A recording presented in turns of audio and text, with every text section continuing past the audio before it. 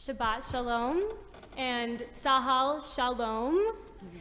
For those of you who are not familiar with this remarkable organization, Tzahal Shalom of Northern Westchester is a 501c3 crafted in our area that allows us to deepen our relationship with Israel through annual October visits from young soldiers.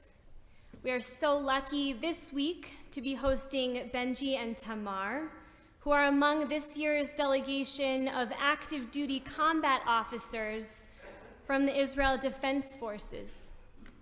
These soldiers get to take a break from active service briefly to come and experience the Jewish community in New York, while we get the benefit of learning from them and showing our support for their work in person.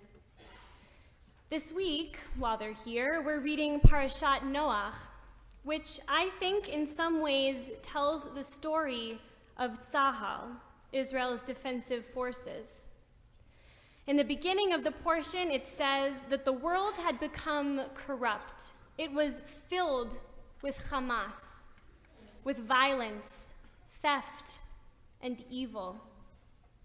Unfortunately, as we look around the world today, we see that not much has changed. Our world is still plagued with baseless hatred and the burden of ancient grudges. The Middle East is perhaps the most contested region in the world, and at its center lies our beloved state of Israel. In the beginning, God chose Noach to save humankind from itself. And just as Noach was chosen for the role of savior in the Torah, Israel and the IDF play an important role in maintaining morality and peace in the Middle East, in saving that part of our world. Noach is introduced to us as Ish Tzaddik Tamim Haya B'dorotav. He was a righteous man, innocent in his generation. Some commentators debate whether or not this description is really as positive as it sounds. Rashi explains that some say Noach was exceedingly moral, and he would have seemed even more righteous had he lived among other righteous people. But some say he would have seemed rather average had he lived in Abraham's generation. Noach only seems to shine now because he is a little better behaved than his depraved neighbors. I would argue that both of these descriptions can be applied to Israel.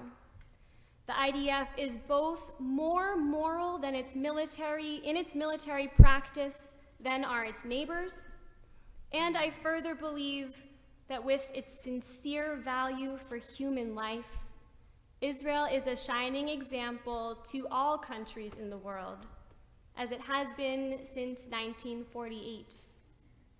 Both Noach and the soldiers of Tzahal engage in selfless service for the greater good. We look to you as role models for moral living in a contentious region, and we offer humble thanks for your selfless service in protecting our homeland.